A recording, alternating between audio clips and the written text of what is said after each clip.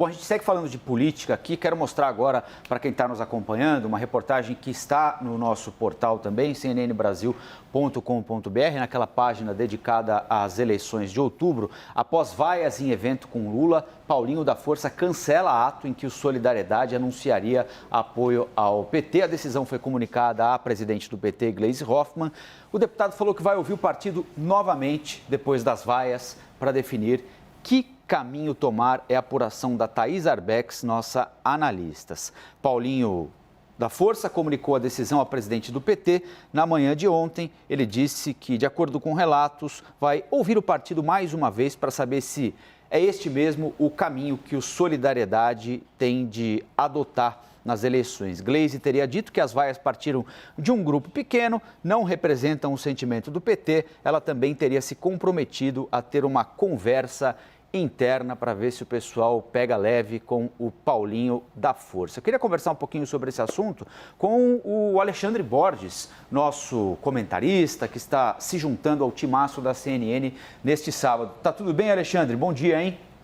Bom dia, melhor agora e na sua companhia, Rafael. Muito tempo que a gente não conversa, né? Então, grande abraço para você e para todos que estão nos acompanhando. Faz tempo. É sempre bom bater um papo com o Alexandre. Alexandre, vaias são muito comuns em eventos políticos, né?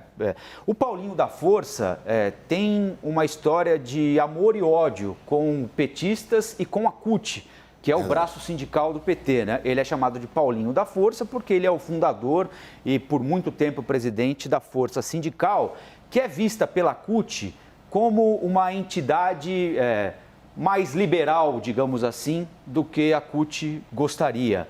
A Força já esteve ao lado de Geraldo Alckmin em muitas eleições estaduais aqui em São Paulo, já esteve ao lado de Gilberto Kassab em eleições municipais aqui em São Paulo. Paulinho já foi vice de Ciro Gomes em determinado momento da história, numa campanha presidencial passada, já criticou duramente Lula, foi a favor do impeachment da ex-presidente Dilma Rousseff. Então, até certo ponto, é natural que exista alguma resistência ao nome dele naquele ambiente, né? É o suficiente para fazer com que ele desista de apoiar o Lula nas eleições de outubro? Ou você acha que ele está procurando ali um caminho para conseguir escapar dessa e pular para um outro barco, hein, Alexandre? Olha, Rafael, o que está acontecendo é o seguinte: o Paulinho, que é o presidente de honra da Força Sindical, né, ainda é ligado à imagem dele e tem realmente algum tipo de concorrência com as outras centrais, com a CUT, mas o que ele está fazendo é marcar uma posição e querendo ser valorizado nessa coligação. E isso que alguns setores do PT estão com muita dificuldade de entender. Eles entraram nessa campanha com um salto alto, eles entraram nessa campanha achando que a fatura já estava quitada, que já estava ganho, que o Lula podia ganhar até no primeiro turno. E aí o PT começou a ser aquele PT dos anos 80 e 90, com aquela arrogância, com aquele messianismo, que só o que a gente faz é o que interessa e os outros que se juntem a nós. E isso não está dando certo. O PT tem sido, nos últimos dias, o maior eleitor, o maior cabo eleitoral do presidente Bolsonaro. Por quê? Porque Lula tem dado declarações muito radicais.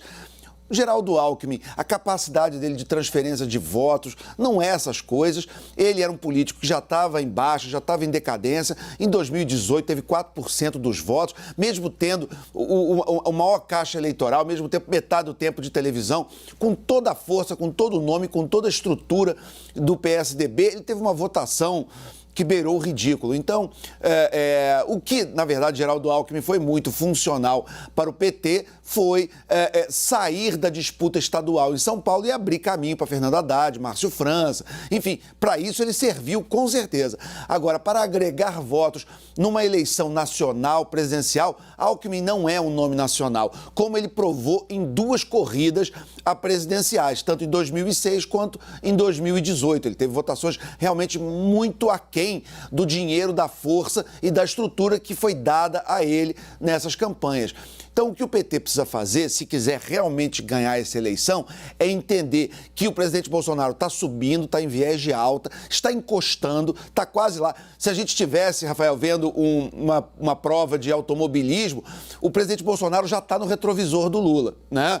Então, ele precisa ficar esperto, ele precisa parar arregaçar as mangas, entender que aquele Lula dos anos 80, dos anos 90, perdeu 3 eleições seguidas, perdeu 89 para o Collor e perdeu 2 eleições em 94, 98 para Fernando Henrique Cardoso no primeiro turno. As 2 que ele venceu, 2002 e 2006, ele ganhou só no segundo turno. E foram eleições difíceis. Então ele precisa entender que por mais que ele esteja na frente, que ele estava na frente em 2018, quando foi preso, ele precisa trabalhar para ampliar o seu eleitorado natural, o seu eleitorado cativo. Ele não pode espantar potenciais aliados, como o PT fez agora com Paulinho da Força. É mais um momento simbólico que o PT precisa entender da complexidade, da dificuldade dessa campanha. Ainda faltam 5 meses para a eleição e se eles não arregaçarem as mangas e não trabalharem, eles podem sim perder a eleição para Jair Bolsonaro.